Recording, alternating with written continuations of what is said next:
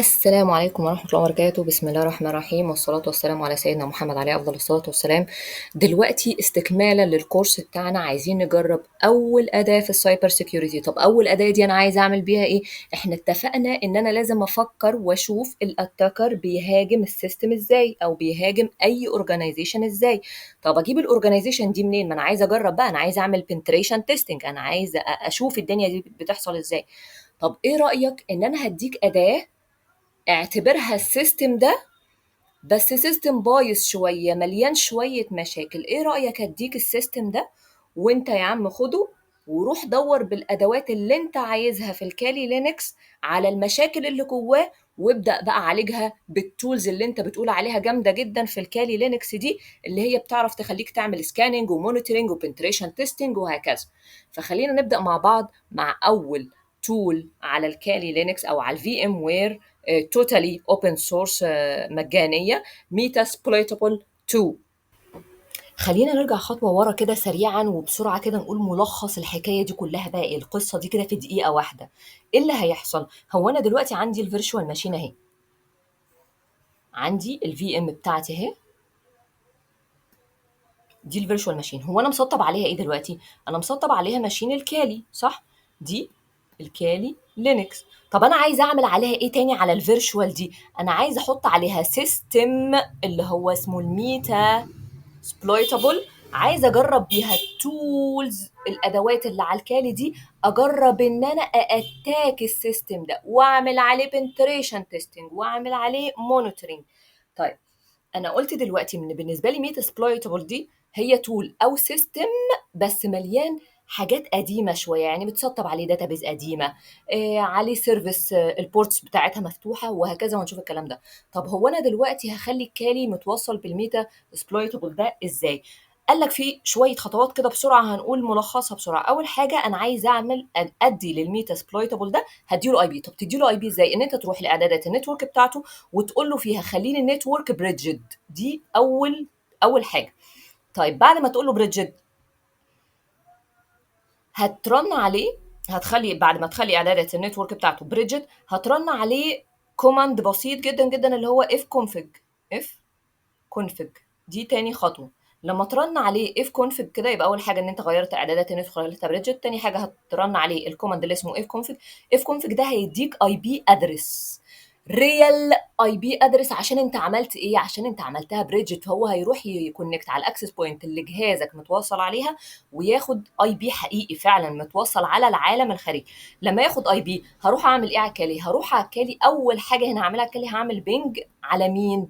على الاي بي اللي انا جبته من هنا ده، على الميتا سبلويتابل اي بي اللي انا جبته منه. طيب بعد ما تعمل بينج عليه لو اداك له ريبلاي يبقى كده انا عرفت ان الجهازين على اتصال ببعض، يعني الاتصال ما بينهم ناجح. طب اعمل ايه بقى؟ الخطوه رقم 3. رقم 3 ان انا بقى، مش انت قلت لي خلاص يلا انا عايزه ابدا اجرب التولز اللي على كالي اتست بيها سيستم؟ روح بقى على التولز اللي انت عايزها. اول تول هنستعملها اللي اسمها الان ماب. ان ماب دي بتعمل ايه؟ بتعمل سكاننج للسيستم وتطلع لي كل المشاكل اللي فيه باختصار. هي تول هتعمل سكان للسيستم اللي هو اسمه ميتا سبلويتابل ده وتطلع لي المشاكل اللي جواه. خلينا بقى نبدا نشوف الكلام ده عملي ونبدا نسطب الاول الميتا سبلويتابل ده. هوريكم خطوات التسطيب وبعد كده نمشيها مع بعض خطوه خطوه، وبعد كده اوريكم الان ماب واحنا بنستعمله باستعمال الاي بي ادرس اللي احنا جبناه بنستعمله ازاي. عشان اعمل داونلود للتول اللي اسمها ميتا سبلويتابل 2 هروح على ويب سايت اسمه رابت 7. رابت 7 ده هو اللي عامل التول اللي اسمها ميتا سبلويتابل 2 دي. ولما اروح عليه هعمل بس سيرش على رابت 7 او اعمل سيرش على كلمه ميتا سبلويتابل 2 داونلود. ادي لينك الداونلود اهو. وانس ان انا دوست عليه هيفتح لي على طول another screen فيها الداونلود ناو. بس هندوس بس على الداونلود ناو دي هينزل عندنا على الجهاز ونبدا نسطبه. خلي بالك ان هو هنا مديك الكريدنشال اللي انت هتعمل لوجن بيها على السيستم ده. فبيقول ان اليوزر نيم هو اسمه MSF admin والباسورد كمان هو MSF admin اختصار بس ليه. اعمل داونلود وهينزل عندك على الجهاز وبعد كده هبدا اضيفه على الفيرتشوال ماشين. طيب انا ازاي بعد ما عملت داونلود للميتا سبويتابل 2 ازاي بقى اضيفها على الفيرتشوال ماشين بحيث ان انا اخليها ماشين منفصله عن الكالي؟ فهاجي هنا من نيو، يعني من قائمه نيو على طول هقول له انا عايز اضيف الماشين اسمها ميتا سبلايتابل 2، التايب بتاعها لينكس، وهختار السب تايتل او الفيرجن بتاعتها اذر لينكس، وبعد كده هقول له لينكس نيكست. في البيز ميموري بالنسبه لي انف او انها تاخد 4 ميجا بايت، وهقول له نيكست. هاجي في الجزئيه بتاعه الهارد ديسك وهقول له choose او use an existing virtual hard disk، وهختار من هنا، هدوس من هنا على العلامه بتاعه add، وهختار المكان اللي انا نزلت فيه الميتا سبلايت. انا معايا اللينك بتاع المكان بتاعها، هقول له open تاني كده، هحطه هنا واعمل انتر. هختار الماشين بتاعت الميتا سبلايتابل وهقول له open، خلاص هيحطها هنا. فبالتالي هقول له بعدها، هقول له choose، خلاص حطيتها هنا. هبدأ اقول له بعد كده next، ثم هاجي بعد الجزئية دي وهقول له خلاص finish. انا بالفعل اهو ادي المكان بتاع الديسك، وهقول له finish. هيبدأ يحط لي هنا الماشين بتاعت الميتا سبلايتابل. طيب قبل ما ابدا الماشين بتاعتي الجديده اللي هي الميتا سبلايتابل، هقول له هنا هغير في السيتنج بتاعتها. هقول له في النتورك، الجزء النتورك هخليه هنا بريدجد علشان يقدر يحصل على اي بي ادرس.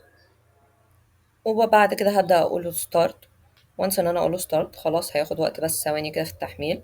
فتح اهو از سيبريت ماشين، يعني هلاقيه هنا فاتح الكالي لوحدها وفاتح الميتا سبويتابل لوحدها.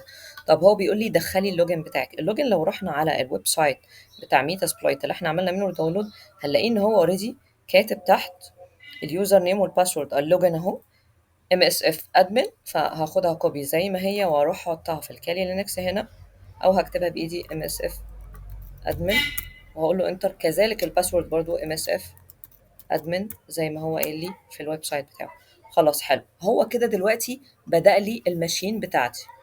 طيب اول حاجه في الميتا سبلايتابل 2، لا لو انت فاتحها دلوقتي، في اول حاجه الشاشه السوداء دي ساعات بتبقى سوداء خالص وما فيهاش اي كلام، فبنعمل ايه؟ فبنعمل انتر على طول. يعني لما تسيبها شويه او تفتح اي قائمه تانية، اي حاجه تانية على الجهاز، يعني الشاشه دي بتقلب اسود خالص، فاعمل بس كلمه انتر هتظهر الشاشه تاني على طول. تاني حاجه ان الماوس فيها بيختفي، يعني الماوس دلوقتي مختفي. بنعمل ايه عشان نجيبه؟ كنترول، بندوس على زرار الكنترول اللي في اليمين بس بيجي لك الماوس تاني على طول وبتقدر تشوفه تاني، لان هي كل شويه بتلغيه. طب احنا قلنا في الخطوات او في الرسمه اللي احنا شرحناها في الدقيقه دي على الوايت بورد، قلنا اول امر هننفذه ايه هو؟ اف config عشان اشوف الاي بي اللي هي قدرت تحصل عليه. هلاقي الاي بي ادرس اللي هي قدرت تحصل عليه 192.168. هروح على الكالي، خلاص انا بس عرفت من هنا الاي بي. هروح دلوقتي على الكالي لينكس واعمل ايه من على الكالي لينكس؟ هقول له بينج على الاي بي ادرس ده اللي هو 192 واحد تسعة.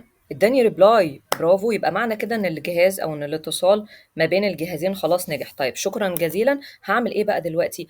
اول تول هستعملها اللي هي ان ماب. هقول له ان ماب، قلت ان اول تول هستعملها هي ان ماب. ان ماب شايفين مكتوب جنبها ايه؟ التارجت اي بي. ان ماب على سيستم معين، على اي اي بي. معنى كده ان انت لو معاك اي اي بي لاي سيستم، يعني معاك اي بي لاي سيستم في الدنيا، تقدر تعمل عليه بالان ماب وتعمل مونيتورنج للشبكه او تفحص الشبكه وتكتشف الثغرات كلها اللي فيها. هقول له مسافه داش اس في، مسافه الاي بي بتاعي اللي هو 192 تكمله للاي بي. انتر. هيستنى ثواني، وبعد كده بعد ما يكتشف كل الثغرات اللي في السيستم هيبدأ يطلع لك المشاكل. ايه بقى المشاكل دي؟ اول حاجه هو مطلع لك البورت نمبر اللي شغال عليه السيرفيس اللي اسمها كذا، الاديشن او الفيرجن بتاعتها هي كذا. طب بعد ما تعمل الكلام ده، بعد ما يطلع لك كل البورت نمبر وكل السيرفيس الموجوده، وهل البورت بتاعها اوبن ولا الستيت بتاعته عامله ازاي، الحاله اللي موجود عليها البورت ده، وكمان السيرفيس او الخدمه اللي شغال عليها كل بورت وبالاصدار بتاعها. بعد ما تعمل ده تقدر تعمل ايه بعد كده؟ بعد كده اقدر ان انا استعمل الاداه اللي اسمها ميتا سبلايتابل، لكن اللي بلت ان على الكالي مش التانية. احنا دلوقتي خلاص قلنا الفيرتشوال ماشين عندي اهي، عندي الكالي وعندي الميتا سبلايتابل، خليتهم كانهم تو ماشين شغالين جنب بعض على الفيرتشوال ماشين. لكن التول دي برضو موجوده بلت ان على الكالي، فانا ممكن استعملها من هنا. يعني هي اوريدي اصلا لو عملت كلمه ميتا سبلايتابل فريم ورك، ممكن بقى استعملها هنا ان انا اخد الفيرجن دي واعمل عليها سيرش واستعمل المعلومات اللي هي هتدهاني بعد كده. ولسه طبعا تكمله هنكمل باقي التولز. يبقى احنا كده النهارده خدنا اول تول اللي هي الميتا سبلايتابل، ان انا خليتها كسيستم او فريم ورك مليان مشاكل وثغرات، وانا دلوقتي عايز اسكان عليها بالتول اللي اسمها ان ماب. يبقى احنا خدنا النهارده تو تولز او اداتين اتنين. اول اداه اللي هي الميتا سبلاي تول، اللي هو النظام اللي انا عايز اعمل عليه سكاننج او مونيتورنج او اكتشف الثغرات اللي فيه. ثم رقم اتنين الان ماب، دي التول اللي انا بعمل عليها سكان وبعرف منها معلومات عن الثغرات واكتشف الثغرات اللي في اي سيستم.